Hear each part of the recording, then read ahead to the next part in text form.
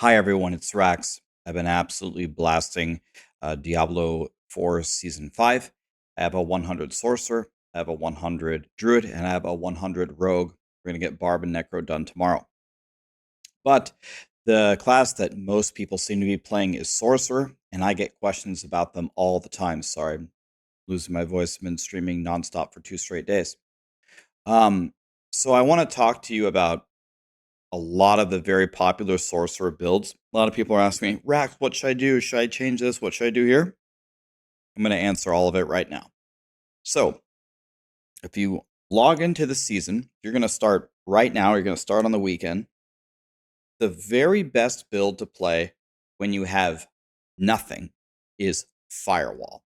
Firewall murders the game with nothing. So, I mean, it's pretty straightforward. You just max Firewall. You can take Hydra as well. There was a huge buff to Firewall's just base damage in the patch notes, along with the key passive Combustion. And for all of these guides, I'll show you some gameplay here. Here was me doing the capstone on hardcore. This is the second capstone, by the way. This is the second capstone, so going for Elias. I've got pretty much nothing, and I just lay Hydras and lay Firewalls, and you can see that the monsters are instantly dying. So Blizzard did make a mistake, and they gave us the more powerful tempers too early. So I had one tier of temper higher than I should, but still, I mean, look how fast everything dies, and I think Elias dies in 2 seconds.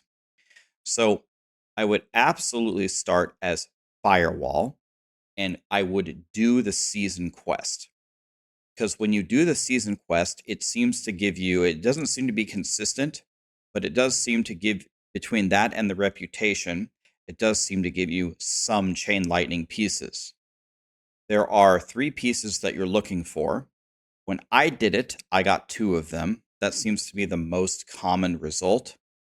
Sometimes people get all 3 of them, and then you're going to be more powerful than Firewall. So what does that look like? So now we go to Chain Lightning, and I would do this only after you get the items. And essentially, the items that you're looking for are Axial Conduit, and then you're looking for, if we go down here into the progression system, and then you're looking for Lightning Rod. Lightning Rod is very, very important for killing bosses, which is the problem with one of the problems with Chain Lightning. So Lightning Rod, hopefully that drops. And then Unbroken Tether, where Chain Lightning has a chance to bounce 1,000,000 times. It's also very good if you get Recharging. When Chain Lightning bounces, it restores mana. So when you start to get at least 2 of these powers, you could consider respecking to Chain Lightning. Now, when you get Axial Conduit, if you read through all of that text there, Chain Lightning is going to try to return to you and take away 6 of your mana. If it's successful in bouncing back and forth and doing that 11 times, it's going to explode for massive damage. So the problem is if you throw a bunch of Chain Lightnings, it drains your mana to 0. And if the Chain Lightning cannot drain your mana, if it's at 0, it does nothing. It fizzles out and you lose a shitload of damage. So the whole equation you're trying to solve all the time is how can you get so much mana that you can just vomit Chain Lightnings everywhere and still get all the explosions. When you first start doing this, you're not going to have good enough mana, so you're going to have to see how it goes. You're going to throw a Chain Lightning, and you can probably sustain the first explosion fine. Can you throw 2 of them at a time? Can you get away with a third one? The moment it starts to actually drain your mana away, that's your limit, and you don't want to run out of mana. So don't spam Chain Lightning when you have these pants. Otherwise, you're going to do essentially no damage. But when you get it rolling here, here is me. I had Axial Conduit in this clip, and I had the Chain Lightning bounces a million times. But for the longest time, I did not have Lightning Rod. Notice how I am almost, it might not look like it, but I'm really not casting a bunch of Chain Lightnings.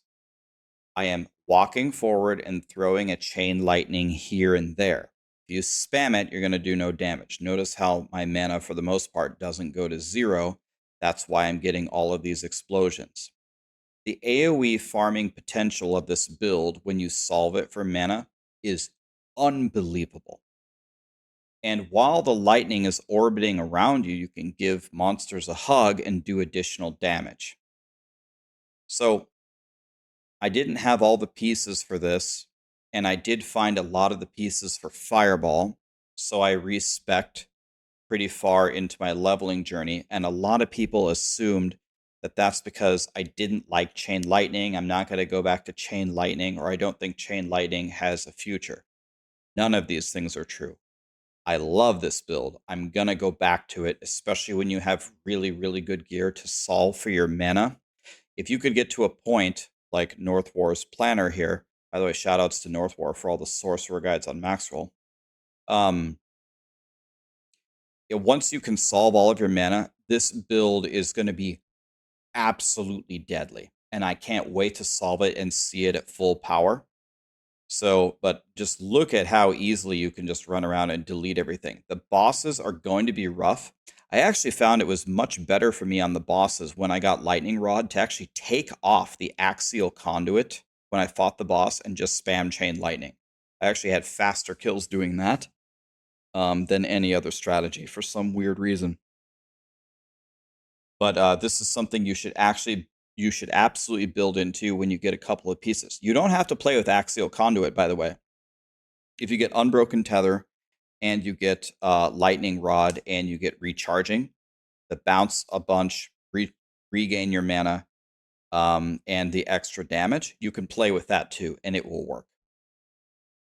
So that's Chain Lightning. Then I was lucky enough to find the Staff of Endless Rage, which is, if you saw my video a few days ago, I said I thought Fireball Sorcerer was going to be godly. So we have so many incredible stats for Fireball on this staff. And then you have the gloves, which turn the fireballs into bouncy balls. And whenever a fireball explodes, it gives you mana back. When I got these two things, I just instantly respec out of Chain Lightning to see how strong it was. And well, I mean, look for yourself. The power here is unbelievable. I'm just throwing bouncy balls everywhere and everything just instantly dies and it just replenishes my mana. And there's no mechanic where you have to worry about if you run out of mana.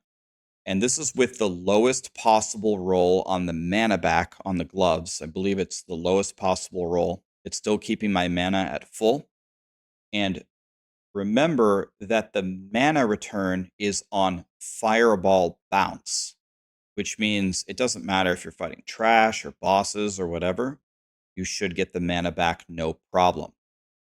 And by the time I hit 100 and I didn't have anywhere close to perfect gear, I didn't even have the right items. I didn't have maxed aspects, nothing. Didn't have really hardly any greater affixes, nothing like that. I think my fireballs were bouncing for 1.5 million a bounce. So you could get so much higher than that. But you can see here, you're like playing Space Jam. You're just running around like Michael Jordan and Bugs Bunny, just bouncing the basketballs everywhere, and everything just dies. The power level of this is insane. I went to a world boss fight. A buddy of mine invited me and said, hey, we've been fighting this boss. We're going to fail. We only have 4 minutes left. The boss still has 60% of his HP. I came with my 100 bouncy ball Fireball Sorcerer, killed the boss in 2 minutes, essentially by myself. It's real strong. Remember, the world bosses are hard now because they have resilience. So to kind of summarize here, Firewall is, I would say, definitely the best build if you've got nothing.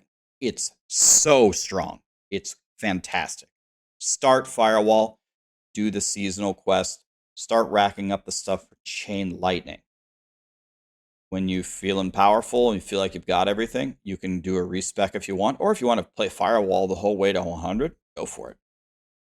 Chain Lightning is very, very good. Again, in the endgame guide, this you're not going to have all this stuff. Go down to the endgame gear section, and then go to starter or leveling to 100. It'll show you a more basic setup here. Fireball, when you get this staff and these gloves, dominates. It crushes everything. You should definitely try it. It's so fun. Then there is another build that Northwar has here. If you read the opening paragraph here, there was a change to one of these powers, which essentially gave it a 60 times damage boost. And Northwar is saying that this build is going to end up being maybe one of the godliest things ever, but it does require a lot of gear. It does require a lot of cooldown to bring your lightning spears back. In fact, he takes the fractured winter glass, which is normally the frozen orb thing, for the stat on it where your conjuration cooldowns are reduced when a frozen orb explodes.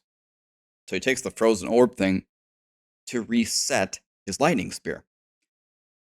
But he's under the impression that this build is going to be unbelievable in the endgame when you have godly gear.